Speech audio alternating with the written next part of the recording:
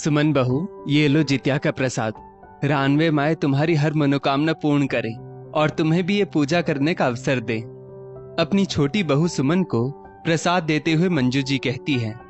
तभी मंजू जी की बड़ी बहू अनीता, जो पहले ही घर से अलग होकर रह रही थी, ताना देते हुए कहती है, क्या फायदा बंजर जमीन पर पानी छिड़कने से माँ जी?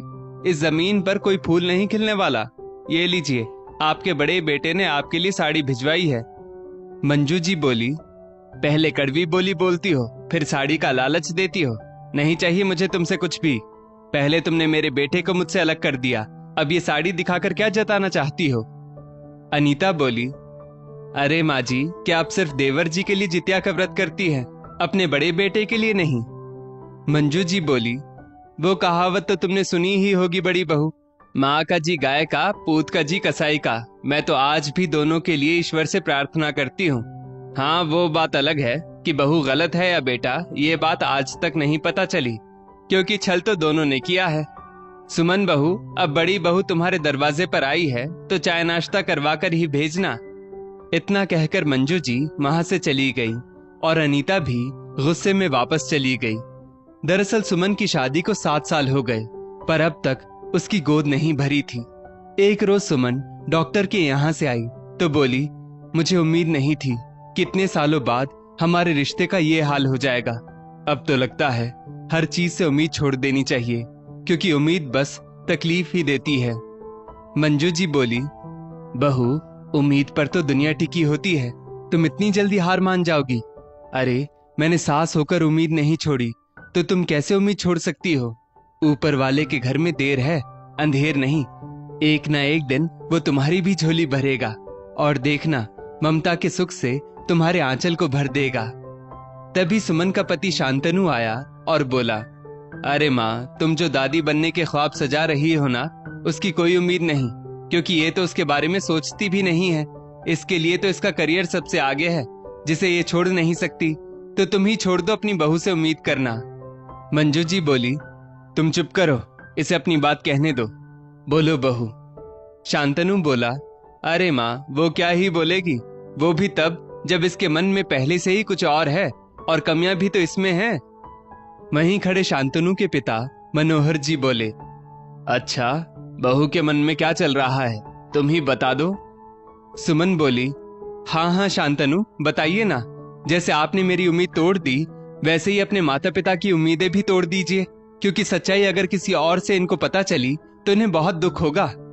शांतनु हकलाते हुए बोला, क्या बोल रही हो? मैंने कौन सी उम्मीद तोड़ी, और तुम कहना क्या चाहती हो? मंजू जी बोली, बहू, मेरा दिल बैठा जा रहा है। एक बेटे बहू ने तो पहले ही हमें इतना बड़ा दुख दे दिया है, अब कम से कम तुम ही सच्चाई बता दो कि आखिर बात क्या है। सुमन बोली, मैं आप दोनों से पहले हाथ जोड़कर माफी मांग लेती हूँ, क्योंकि मुझे पता है सच्चाई जानकर आपको बहुत दुख होगा। तो मैं आपकी उम्मीदों को अकेले तो पूरा नहीं कर सकती ना, इतना तो आप सभी जानते हैं। माँ जी, आपको याद है 4 साल पहले जब मुझे डॉक्टर विमला के पास जाना पड़ा था? मंजू जी बोली, वो दिन मैं कैसे भूल सकती हूँ, जब पहली बार तुमने खुशखबरी दी थी, पर ईश्वर ने वो खुशखबरी बहुत जल्दी छीन ली। सुमन बोली, मुझे भी इस बात की तकलीफ थी, पर डॉक्टर ने मुझे उम्मीद दी थी कि तुम में कोई कमी नहीं है, और तुम्हारे पति में जो थोड़ी बहुत दिक्कत है वो दवाई से ठीक हो जाएगी और तुम माँ बनने का सुख पाओगी। शांतनु बीच में बोला, तो इतने सालों में हुआ क्या?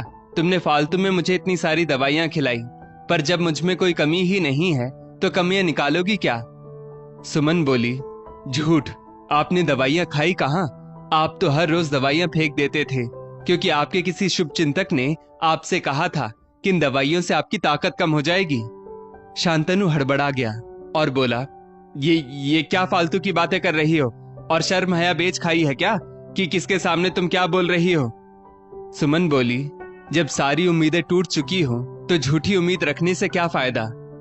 मंजू जी बोली, बहू, तुम्हारी बातों पर यकीन तो नहीं होता, फिर भी मैं सच्चाई जानना चाहती हूँ। ये मेरा बेटा है, इसका मतलब ये नहीं कि तुम्हें अपनी बात कहने का हक नहीं। शांतनु झट से बोला, सही कहती है बड़ी भाभी, ये बंजर जमीन है, और माँ, आपको इस लड़की पर भरोसा है, अपने बेटे पर नहीं। मंजू जी बोली, वही तो हम भी सुनना चाहते हैं, फिर तुम इतना हड़बड़ा क्यों रहे हो? सुमन बोली, पतिदेव, कौन सा मैं अपने माँ बाप के सामने एक कचहरी लगाकर खड़ी हूँ? यहाँ तो जज और वकील दोनों आपके ही पक्ष के हैं, फिर आपके पसीने क्यों छूट रहे हैं? शांतनु ने झट से पसीना पोंछा तो सुमन बोली, माँ जी, 2 दिन पहले भी ये डॉक्टर के पास जाना नहीं चाहते थे, फिर भी मैं जबरदस्ती इनको साथ ले गई थी।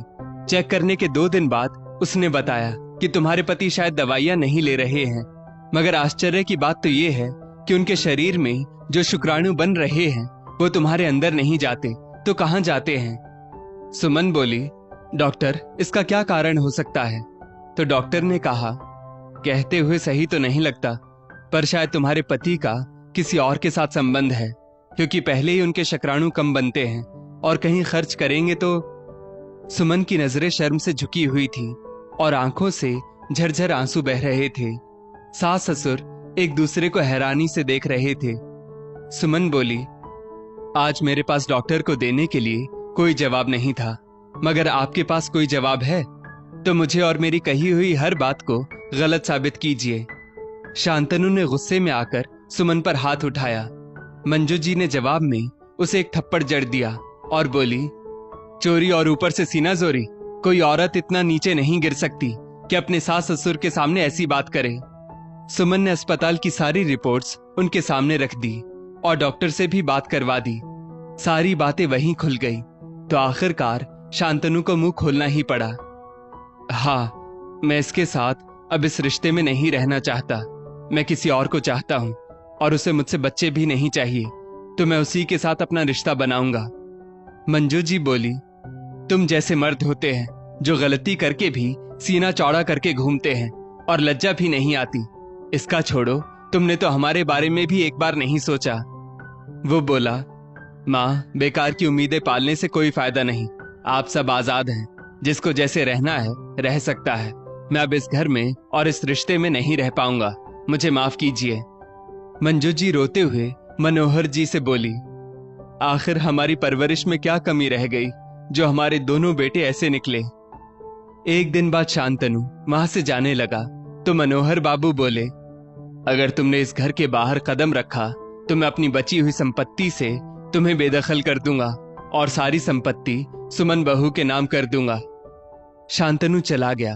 अब सुमन पर सास ससुर की जिम्मेदारी थी। सब कुछ जानते हुए भी वो उन्हें छोड़कर नहीं जा सकी थी। सुमन के माता पिता कई बार उसे लेने आए, पर उसने ये कहकर मना कर दिया कि जब इन्होंने मेरे साथ छल नहीं किया तो मैं अपनी जिम्मेदारी से पीछे कैसे हट सकती हूँ। कुछ वक्त बाद सास ससुर की रजामंदी से सुमन ने एक बच्ची को गोद लिया। सास ससुर की थोड़ी सी तकलीफ कम करके उन्हें खुशियां देने की कोशिश करते हुए सुमन ने अपना सफर जारी रखा। दोस्तों, इस स्टोरी को लेकर आपकी क्या राय है? नीचे कमेंट करके जरूर बताइएगा और ऐसी ही और भी बेहतरीन वीडियोस के लिए हमारा पेज जरूर फॉलो करें। धन्यवाद।